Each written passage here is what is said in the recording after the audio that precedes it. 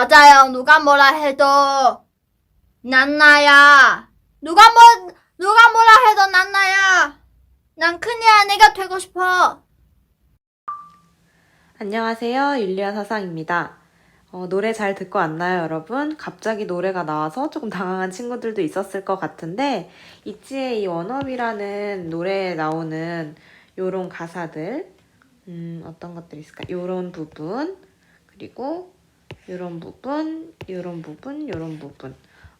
요런 부분들이 되게 실존주의의 많은 사상의 내용들을 담고 있는 것 같아서 보여줬어요. 다른 누군가의 말을 듣는 게 아니라 그냥 내 삶, 나의 삶을, 나의 인생을 살아가라 라는 의미의 가사들이 많이 담겨 있죠. 그리고 여기 다른 누군가가 되는 걸 원하지 않고 나는 내가 되고 싶다. 요런 내용들의 가사가 되게 실존주의의 맥락과 다 있다는 거 우리 인식하면서 실존주의에 대한 내용을 본격적으로 배워보도록 합시다. 자, 실존주의는 근대 이성주의에 대한 반성으로 등장을 했는데요. 근대 이성주의는 우리가 뭐 여러 사상가들을 많이 배웠지만 그냥 굳이 어떤 사상가라고 얘기하지 않고 인간의 이성을 굉장히 강조하면서 인간은 이성적 존재이기 때문에 굉장히 합리적인 판단을 할 수 있고 이런 내용들을 이야기를 하는 거예요. 근대 이성주의는. 근데 이성주의가 되게 완벽한 줄 알았는데 딱 너무 근데 이성주의로 바라보기에는 정말 이게 인간이 정말 이성적 존재가 맞나? 정말 제대로 된 판단을 하는 게 맞아? 라고 생각할 만한 몇 가지 사건들이 등장합니다. 그 사건과 관련해서 우리 영상 한번 보고 올게요.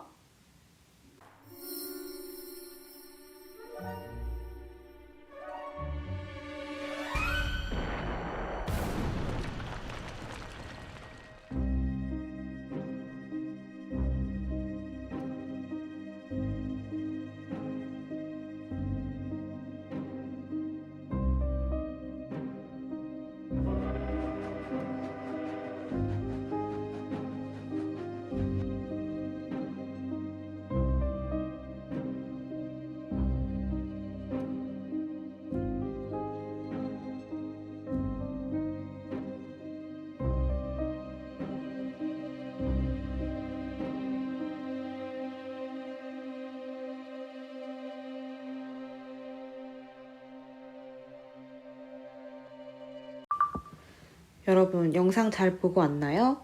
영상을 보니까 마음이 안 좋지 않나요?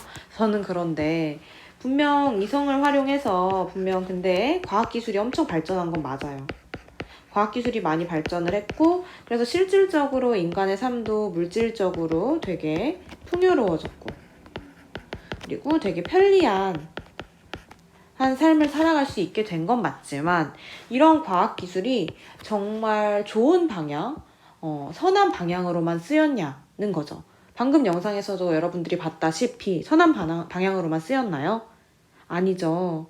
그 2차 세계대전 와중에 그 유대인들을 가스실에 달리는 열차라고 하죠. 그 열차 안에 가스실을 만들고 이 가스실에서 거의 600만 명. 뭐 그 열차 안에서 죽지 않으면 종착역에 가서 또 가스실 안에 들어가서 또 누군가를 죽이고. 그래서 600만 명 이상의 유대인들이 죽임을 당하는 그런 결과를 낳았잖아요. 이러다 보니까 그리고 이뿐만이 아니야. 실제로 2번이나 세계대전이 일어나게 되죠. 얼마나 많은 사람들이 죽었는지. 여러분들이 이렇게 생각할 수도 있어요. 그러면 그냥 밑에 사람들 말고 그 위에서 여러분들 알겠죠? 히틀러라는 그 당시 2차 세계대전을 일으킨 시발자라고 할 수 있는 그 독일의 총통이었는데 이 사람이 거의 유대인 대학살을 일으킨 장본인이라고 할 수 있어요. 이 사람만의 문제 아니었냐 라고 생각할 수도 있지만 여러분 생각해보면 이 히틀러라는 사람이 어떻게 당선이 됐는 줄 알아요? 쿠데타? 이런 걸로 일으켜서 이 사람이 총통에 당선이 됐을까?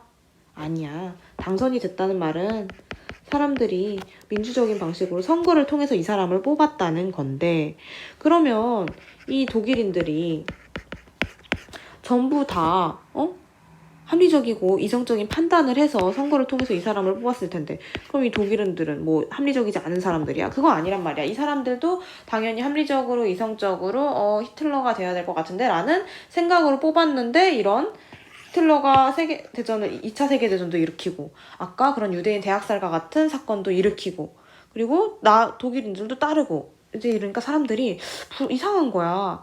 분명히 인간은 이성적 존재고 합리적으로 선택할 수 있는 존재인데 왜 이런 일들이 자꾸 일어날까? 우리가 정말 이 이성에 대해서 완전하게 믿어도 되는 걸까? 이성에 대한 불신이 일어나게 되죠. 인간이 이성적인 존재라면 이런 수많은 목숨을 앗아간 세계대전 같은 건 도대체 왜 발생한 거며 유대인 대학살은 왜 나타난 거며 되게 이런 시대적 배경에서 이런 분위기가 나타났던 거죠. 이성에 대한 불신. 그래서 근대 이성주의 우리 반성할 필요가 있겠다. 다른 사상에 대해서 우리 한번 생각해보자. 이렇게 된 거예요. 이뿐만 아니라 아까 말했듯이 과학기술이 발전하면서 2차 세계대전 유대인 대학살이라는 홀로코스트 이런 사건들이 일어나면서 죽음이 너무 당연하게 너무 만연해진 거야. 너무 여기저기서 막 사람들이 죽어나가는 거야. 막 갑자기 자고 있다가 어디서 펑 소리가 나가지고 깼는데 폭발음이 나면서 내 친구가 전날까지만 해도 굉장히 나와 막 밥도 같이 먹고 이런 친구들이 막 죽어 있고 그러면은 여러분 어때? 죽음에 대한 공포가 나타나지 않겠어? 공포심이 일어나고 근데 이런 상황에서 우리가 이전에 배웠던 뭐 누구나 칸트나 뭐 공리주의 이 사람들이 하는 얘기는 뭐였어? 칸트는 우리 실천 이성에 따라 세워진 보편적 도덕 법칙을 지키자. 공리주의 최대다수의 최대 행복에 따라 행위하자. 공리의 원리에 따라 행위하자. 이런 얘기하고 있는데 지금 당장 내가 죽을지 내 친구가 죽어가고 내가 언제 죽을지 모르는 이런 상황에서 이 사람들이 하는 말을 듣고 싶겠냐고. 이런 사람들이 이런 얘기하고 있으면 안 맞겠죠. 그래서 이런 사람들이 이런 생각을 하게 된 거야. 지금 당장 이 사람들이 하는 얘기를 지키는 것보다 지금 여기에 있는 내가 어떤 삶을 살아가야 하는가. 즉, 이 실존에 초점을 맞추게 된 거죠. 그러면 우리 학습지에 실존의 의미에 대해서 한번 써보기로 할게요. 자, 1번 실존. 학습지 맨 위쪽에 여러분들 새로 학습지 받으셨을 거예요. 여기 1번 빈칸에 실존이라고 써주시면 돼요. 지금 당장 여기에 있는 구체적인 개인을 의미하거나 혹은 주체적으로 나의 삶을 선택할 수 있는 그런 존재, 요거를 실존이라고 이야기합니다. 여러분들 실존의 의미 아까 맨 처음에 들려줬던 있지 노래 생각해도 되고 그 다음에 슈아라고 얘기한 막 급발진하면서 누가 뭐라 해도 낫나야 라고 얘기하는 그 사람의 이야기를 생각해 주셔도 돼요. 실존의 의미 잘 이해하셨죠? 그리고 이 실존주의가 등장한 등장 배경은 뭐라고? 근대 뭐에 대한 반성? 근대 이성주의에 대한 반성에서 실존주의가 등장했다. 자, 그럼 이제 본격적으로 학자들을 배워보기 전에 실존주의가 좋아하는 그리고 좋아하지 않는 단어들을 학습지 빈 공간에 필기를 하도록 할게요. 방금 요 부분 나와 있는 요 부분에다가 여러분들이 빈 공간에 필기해주면 될 것 같은데 자, 이거는 실존주의가 별로 좋아하지 않는 단어들이고 요거는 실존주의가 좋아하는 단어라고 제가 웃는 표시를 해놨어요. 실존주의가 좋아하지 않는 단어들 일단 보편적이고 객관적이고 추상적인 진리야. 보편적 누구나 이런 단어 별로 좋아하지 않아. 누구나 다 실존주의는 지금 여기 있는 구체적인 개인에 집중하고 지금 당장 내 삶의 문제에 집중을 하지 이렇게 누구나 공통적인 보편 이런 거에 별로 집중하지 않아요. 그리고 객관적인 거, 추상적인 진리 이런 것도 좋아하지 않아. 왜? 칸트가 말한 게 보편적이고 객관적이고 그리고 추상적 우리 눈에 잘 보이지 않는 그런 형이상학적인 진리들이었는데 지금 당장 죽게 생겼는데 지금 내 삶의 문제에 대해 고민을 해야 되는데 이런 거는 실존주의가 좋아하지 않습니다. 그럼 실존주의가 좋아하는 단어들은 뭘까? 구체적이고 눈에 딱 보이고 현실적이고 그리고 우리 개개인에게 나에게 주어진 주관적인 문제 여기에 초점을 맞추죠. 이런 문제를 우리가 어떻게 해결해 나가고 어떤 선택을 하느냐, 그리고 그 선택에 어떤 책임을 지냐, 이런 것들에 더 관심을 가졌습니다. 자세한 거는 조금 이따가 한 번 더 할 테니까 학습지 빈 공간에 요거 필기해 주세요. 다 했겠죠? 조금 시간 드릴게요. 네, 넘어가도록 할게요. 자, 그럼 본격적으로 실존주의 윤리 사상가들에 대해서 배워보도록 할게요. 학습지 보시면 총 4명의 사상가가 있어요. 그 중에서 먼저 가장 첫 번째로 나와 있는 키르케고르라는 사상가에 대해서 한번 배워보도록 하겠습니다. 일단 키르케고르 옆에 이렇게 필기를 해줄게요. 유신론적 실존주의자. 유신론적 실존주의. 신이 있다고 믿는 실존주의 사상가라는 거예요. 자, 왜 이 사람은 신이 있다고 믿었을까?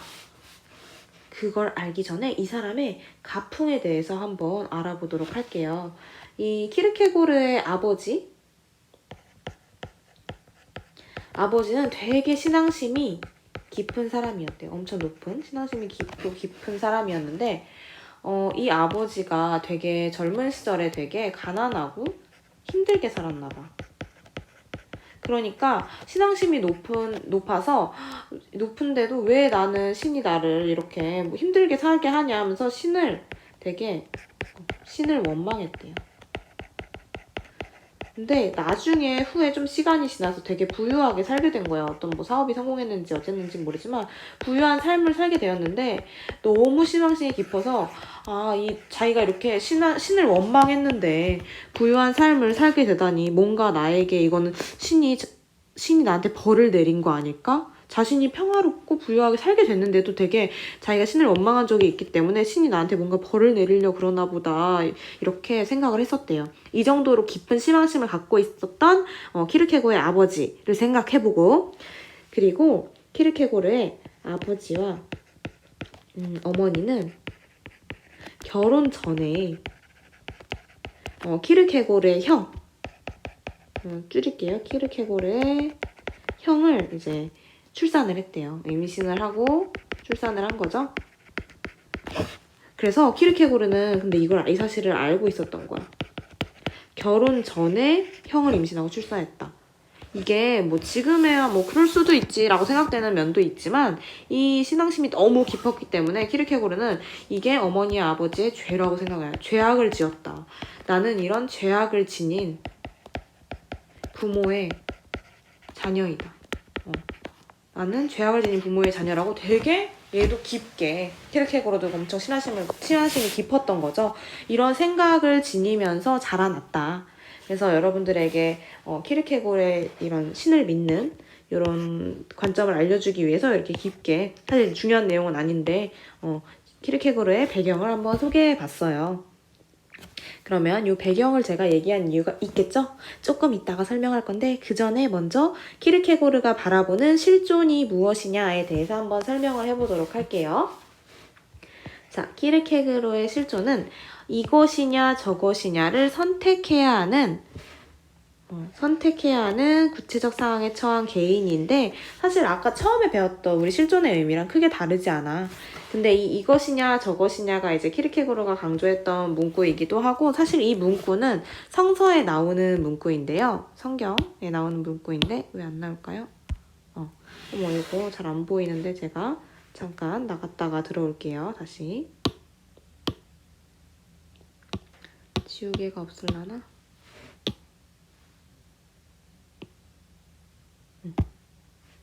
네, 이제 그림 잘 보이죠? 요 그림은 성서에 나온 아브라함 그리고 그의 아들 이삭이 그려져 있는 내용인데요. 아브라함이 지금 뭐 하려고 있어? 자신의 아들을 지금 칼을 들고 죽이려고 하고 있죠. 이런 상황이 도대체 왜 벌어진 거냐? 이게 바로 이것이냐 저것이냐의 상황인데요. 아브라함도 굉장히 신을 믿는 신앙심이 깊은 사람 중에 한 명이었는데 이런 계시가 내려온 거지. 너의 아들을 신의 제물로 바쳐라. 그래서 엄청 고민한 거야. 아브라함이 거의 40이 넘어서, 이 당시엔 되게 나이 많은 나이였겠죠? 40이 넘어서 간신히 이제 아들을 갖게 되었는데, 그 나의 소중한 아들을 신을 위한 제물로 바쳐라 라는 상황이 나타난 거야. 그래서 지금 아들을 제물로 바칠 것인가? 신을 위한. 아니면 아들을 제물로 바치지 않을 것인가? 그러면 신을 위해 살지 않는 거죠. 위하지 않는 거야. 신앙심이 엄청 깊었는데 지금 이것이냐, 이 선택을 할까, 저것이냐, 저 선택을 할까 엄청 고민을 하던 상황인 거지. 근데 결국 아브라함은 신앙심이 너무 깊어서 신을 위해 아들을 제물로 바치는 이 상황을 선택했다고 해요. 좀 이해하기 힘들 수도 있지만 신앙심이 그만큼 깊었다는 거. 근데 뭐 결국에는 뭐 천사가 내려와서 너 정말 신앙심이 깊은 인간이구나. 죽이지 말아라. 저기 숲에 있는 산양을 데려와가지고 그걸 제물로 바쳐라. 뭐 이런 식으로 결론이 났다고 하긴 하는데, 어쨌든 이렇게 이것이냐 저것이냐를 선택해야 하는 너무 힘든 상황에 항상 처해 있는 이런 거. 그거를 키르케고르가 따와서 실존이란 이것이냐 저것이냐를 늘 선택을 해야 하는 구체적인 상황에 처한 개인이라고 얘기를 한 거죠. 이걸 여러분들의 상황에 한번 대입을 해볼까? 가장 최근에 여러분들이 미친 듯이 고민을 하는 거를 저는 봤어요. 언제냐? 바로 지난주 금요일. 금요일 몇 교시였죠? 어머, 넘어가 버렸네. 안 돼. 금요일 5교시. 여러분 금요일 5교시에 뭐 했는지 기억나요? 선택 과목 연수를 들었을 거예요. 교육과정 연수. 이때 저희 반 아이들이 가장 많이 하던 말이 너무 뭘 선택해야 될지 모르겠다. 그냥 아예 학교에서 정해서 줬으면 좋겠는데 너무 힘들고, 아니, 이거 제가 잘못 선택하면 어떻게 돼요? 완전 인생에 큰 영향을 미치는 거 아니에요? 이런 식으로 엄청 불안해 하더라고요. 그게 지금 바로 키르케고르가 얘기하는 이것이냐 저것이냐, 이 선택 과목 할까, 저 선택 과목 할까, 진로 선택할까, 뭐 일반 선택할까, 사탐 2개 할까, 과탐 2개 할까, 이런 거 너무 현실적인 예죠? 이것을 선택해야 하는 개인을 이제 실존이라고 본 거죠. 여러분들은 지금 이 상황에 처해 있기 때문에 제가 이것을 예를 들어 보았습니다.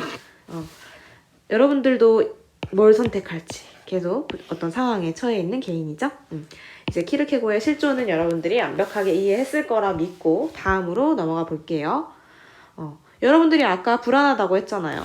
이런 상황에서 개인은 늘 불안을 느끼는 거예요. 늘 불안을 느끼면서 어떤 개인들은 이렇게 되는 거지.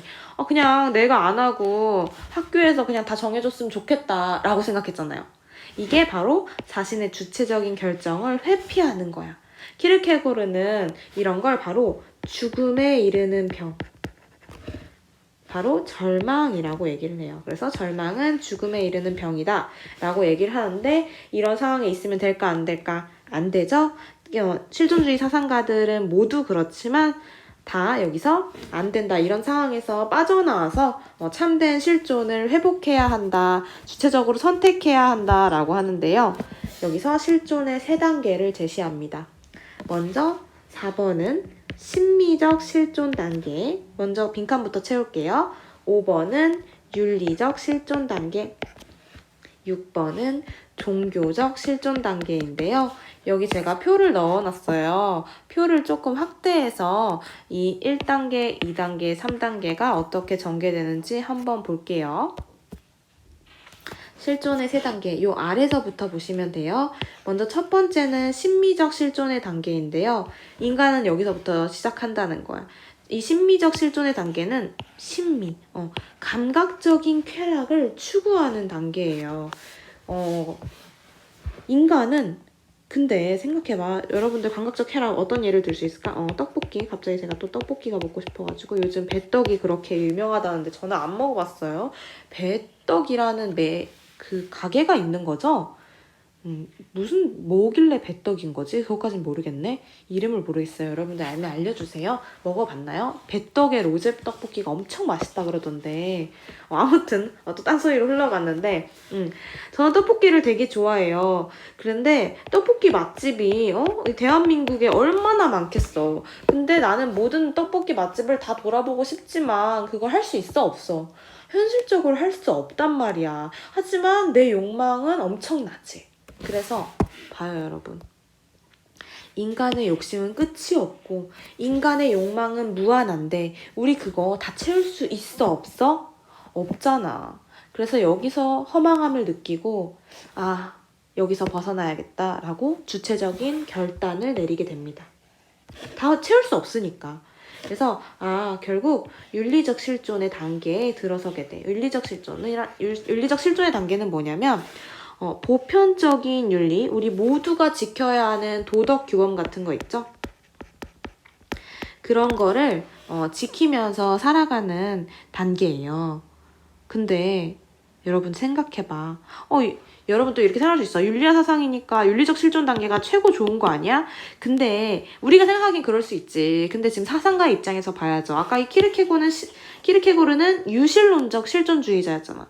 이 사람에게 최고는 윤리적 실존의 단계가 아니야. 왜냐? 이 사람은 이렇게 얘기를 하죠. 우리가 보편적인 윤리, 도덕규범 같은 거를 다 지키고 살아가고 싶지만 어쩔 수 없이 도덕규범을 어기게 되는 경우가 있다는 거야. 그럼 또 죄책감을 느끼면서 나는 불완전한 존재야 라는 걸 깨닫는다는 거지. 뭐 어떤 경우가 있을까? 이 사람 살던 시대에 신호등이 있었을지 없었겠죠? 우리 무단횡단 절대 하면 안 돼요 여러분. 절대 하면 안 되는데 정말 차도 없고 사람도 없고 그냥 아무것도 없는데 거리가 진짜 너무 짧아. 막 진짜 한 5초면 건너갈 수 있을 것 같아. 이러면 또 우리 이 도덕 규범을 어기게 되는 그런 경우가 한 번쯤은 있잖아. 저는 없습니다 라고 이렇게 얘기하면 여러분들이 저를 싫어하겠죠? 어쨌든 그 판단은 여러분들에게 맡겨두고 이런 인간이 아무리 도덕 규범을 지키려고 해도 이렇게 어기게 되는 그런 인간의 유한성, 한계가 있다는 거죠. 그리고 나는 불완전하구나. 이거를 알게 되면 다시 한번 또 결단을 내리게 되는 거지, 주체적으로. 윤리적 실존의 단계가 아니라 종교적 실존의 단계로 들어가야겠다. 자, 주체적 결단을 통해서 종교적 실존 단계에 들어가게 됩니다.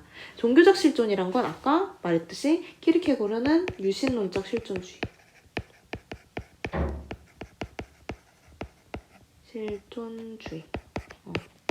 신에게 귀의하는 단계예요. 신에게 귀의. 신에게 의지한다라는, 신에게 귀속되고 신에게 의지한다라는 말인데 여기서 여러분들이 의문을 좀 가질 수도 있을 것 같아요. 선생님, 신에게 의지하는 게 왜 도대체 주체적인 거예요? 실존주의는 주체적인 거 좋아한다면서요? 근데 이 사람은 아까 말했듯이 엄청난 가풍, 신에게 가는 거, 신 앞에선 단독자, 내가 신 앞에 서서 내가 신 앞에 서기로, 신에게 귀의하기로 결정했다는 그 자체가 이 사람에게는 아주 주체적인 선택인 거야. 왜? 내가 선택한 거니까. 내가 신 앞에 선 단독자가 되겠다고. 그래서 마지막 세 번째 종교적 실존의 단계가 가장 높은 단계죠. 그래서 이 단계를 제시를 합니다. 이렇게까지 하면 키르케고르의 내용은 다 끝났고요. 그럼 다음 학자로 넘어가 볼까요? 이 사람도 똑같이 유신론인데요. 야스퍼스라는 사상가예요. 이 사람을 반드시 이제 판단할 수 있는 키워드는 요 7번 한계 상황이에요. 적어주세요. 한계 상황. 인간은 한계 상황에서 주체적인 결단을 통해 참된 실존을 회복한다. 이 참된 실존을 회복한다는 말이 제가 앞에서도 계속 얘기를 했고 여기서도 또 나오는데 실존주의자는 다 참된 실존을 회복하고자 해요. 이 참된 실존을 회복한다는 내용은 아까 그 처음에 슈아가 급발진하면서 그 혼자 나온 여자 아이돌 있죠?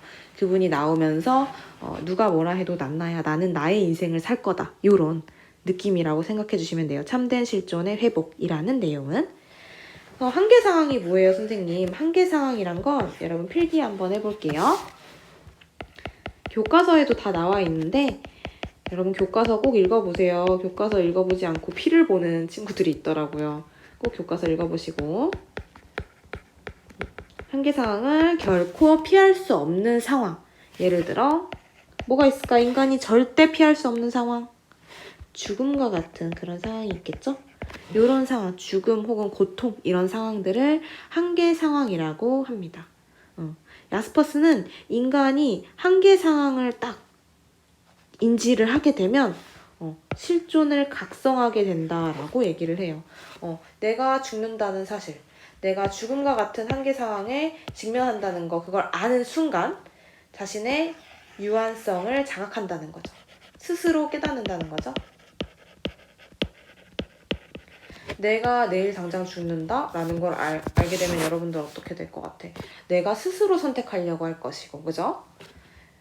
그러면 스스로의 주체적인 결단을 통해, 근데 이제 이 사람도 유신론이기 때문에 결국 초월자는 결국 신이죠. 신의 존재를 수용하고 또 끝음을 또 나왔네. 참된 실존을 회복하게 된다. 네, 야스퍼스는 이렇게 간단하게 알면 될 것 같고요. 다음 학자로 넘어가 보도록 할게요. 하이데거죠? 엄청 무섭게 눈에서 레이저 나올 것처럼 쳐다보고 있는데 이러면 너무 무서우려나?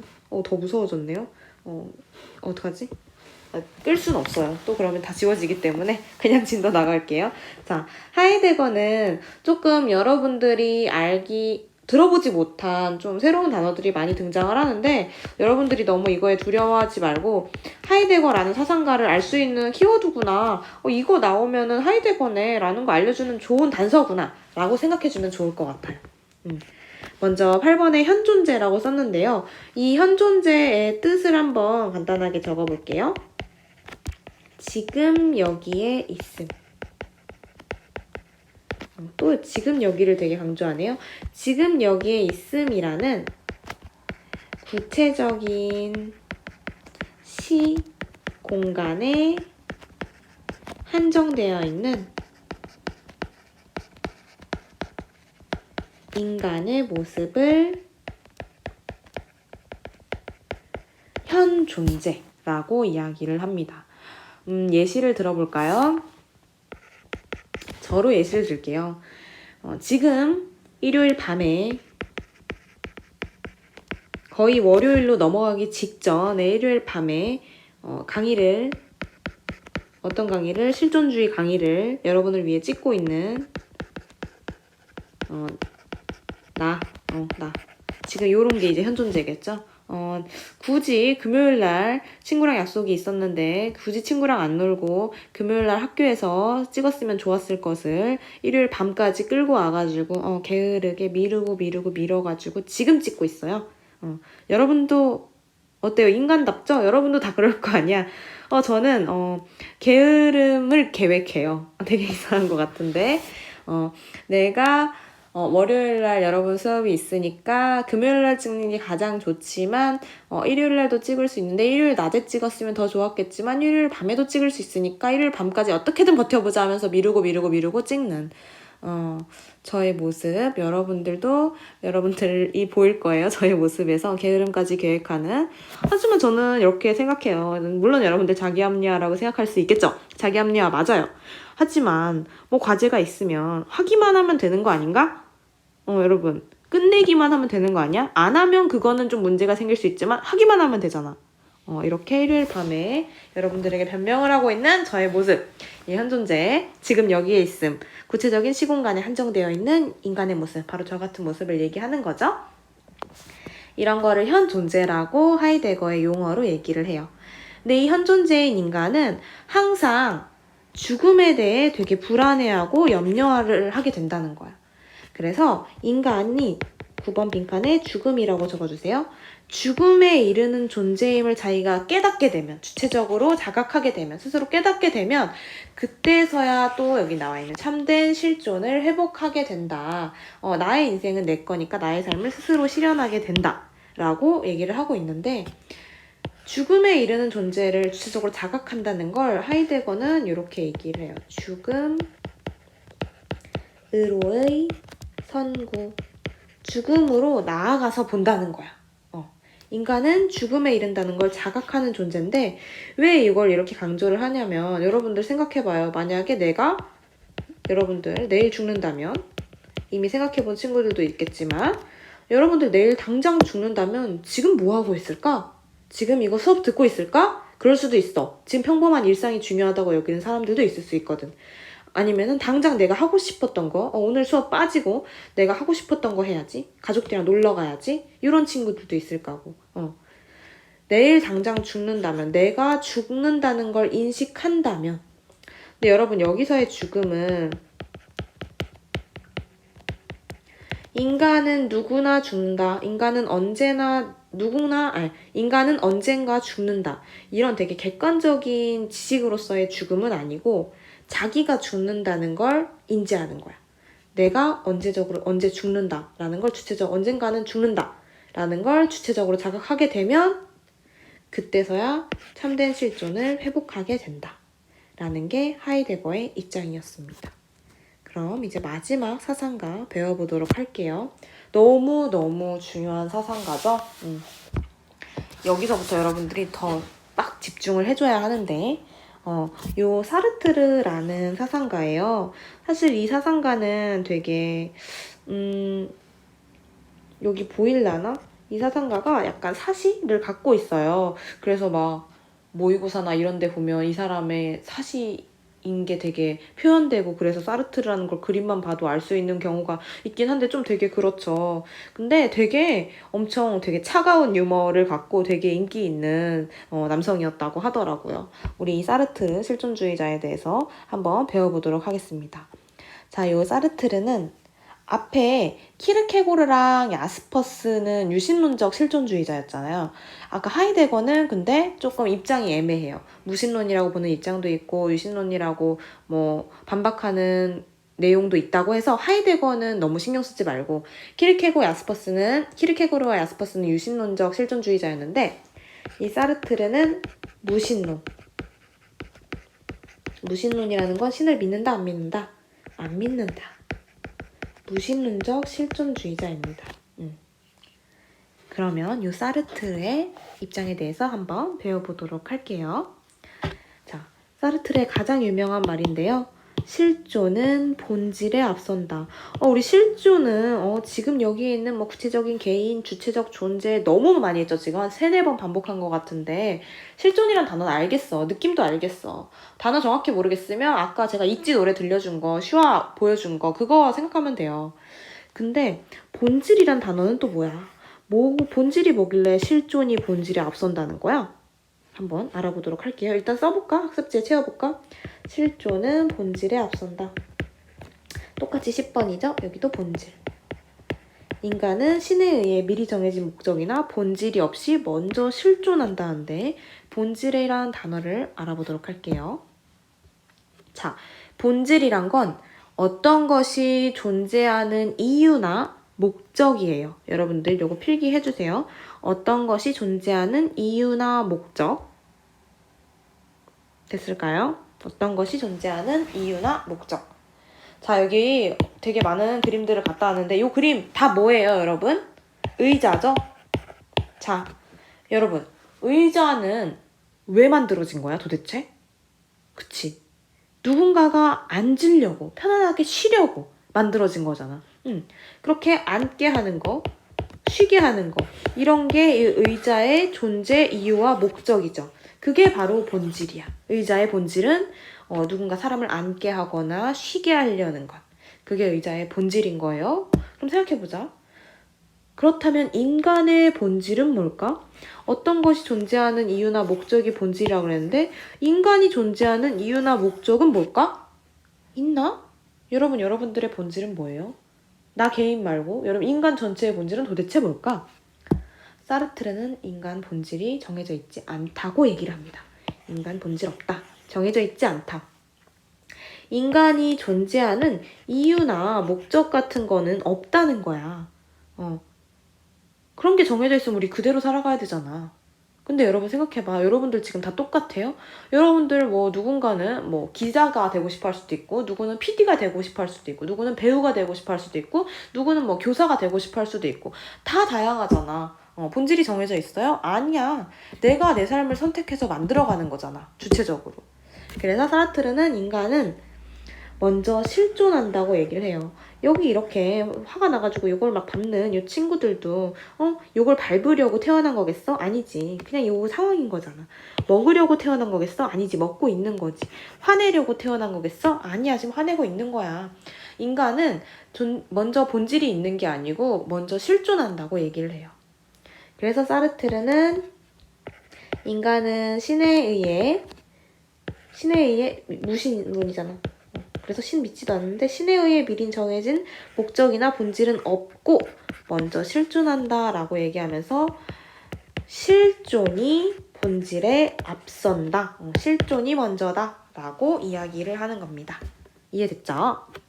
그래서 이렇게 얘기를 해요. 인간은 단순히 그냥 우연히 내던져진 존재다. 그냥 자유롭게 살라고 내던져진 거야. 그래서 인간은 자유가 주어져 있어. 여기 내던져진 존재에 여러분들 이런 한자 용어도 나오니까 좀 알아두세요. 사르트르만 사용하는 용어는 아니지만 그래도 사르트르가 유독 많이 사용하는 용어긴 하니까 우연히 내던져진 존재를 한자 용어로 기투적인 존재라고 해요. 그래서 인간은 우연히 내던져진 존재, 기투적인 존재이고 그래서 인간은 자유가 주어져 있으며 요 말을 다른 말로도 얘기를 하는데 자유롭도록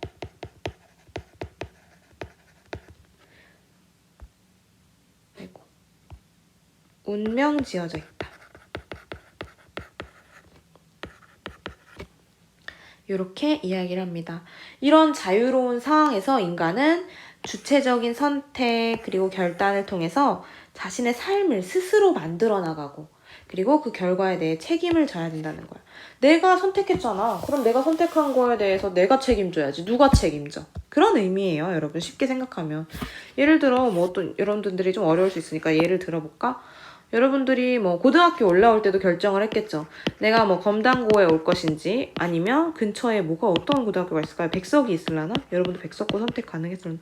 백석고에 갈 것인지 아니면 마정고는 남고니까 못 갔겠죠? 이런 고등학교 어디 갈 것인지 선택을 쓸 거고 아니면은 뭐 내가 특성화고에 갈 건지 아니면은 뭐 그냥 일반 인문계고를 갈 건지 그리고 또 뭐가 있을까? 뭐 특목고에 갈 것인지 이런 것들도 여러분들이 선택을 했을 것이고 그리고 만약에 여러분들이 여기 선택했어. 근데 여러분들 검단고 왔죠. 그럼 검단고를 거쳐서 내가 대학을 일단 갈 것인지 말 것인지를 선택하는 거고 갈 것이라면 뭐 4년제를 갈 것인지 아니면 뭐 전문대를 갈 것인지 갈지 않는다면 나는 바로 취업을 할 것인지 아니면 뭐 다른 나만의 진로를 준비할 것인지 이런 여러 가지 뭐 나 유튜버를 할 것인지 아니면은 나 바로 공무원 시험을 볼 것인지 뭐 여러 가지 경우의 수가 있잖아. 그런 상황 속에서 여러분들이 주체적으로 선택을 하는 거죠. 그러면서 뭐 나는 4년제 대학을 나와서 뭐 직업을 가질 수도 있고 전문대를 나와서 또 다른 직업을 가질 수도 있고 그다음에 뭐 취업을 해서 이미 직장을 가졌을 수도 있고 그리고 시험 보아서 직업을 가질 수도 있고 뭐 다양한 선택과 결단을 통해서 자신의 삶을 스스로 만들어 나가는 거야. 그러니까 이미 본질이 정해져 있는 게 아니고 내 스스로 나의 본질을 만들어 나가는 거죠. 그래서 사르트르의 유명한 명언이 있습니다. 보이나요, 여러분? 제가 낙서로 다 지워놔가지고 인생은 B와 D 사이에 C다.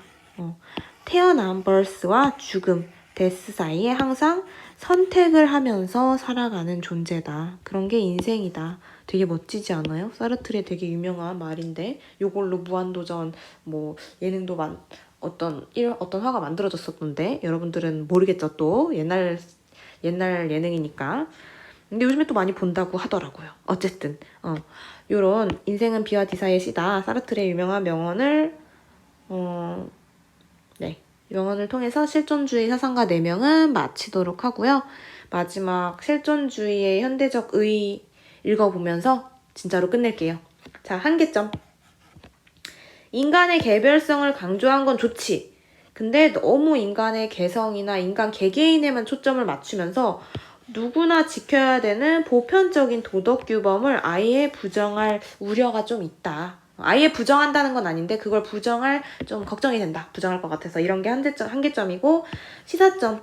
인간의 개성을 긍정해서 보편적인 본질이나 목적, 정해져 있는 목적이 아니라 구체적인 개성, 개개인만의 개성을 실현해야 한다고 강조했다는 거. 그게 굉장히 좋은 점이고, 그럼으로써 자신만의 결단과 선택, 내가 선택한 거, 내가 거기에 책임지고 그에 따라 살아가는 주체적인 삶을 강조했다. 이 부분은 여러분들이 읽어보시면 될 것 같아요. 네, 이렇게 하면 끝입니다. 듣느라 고생 많았습니다.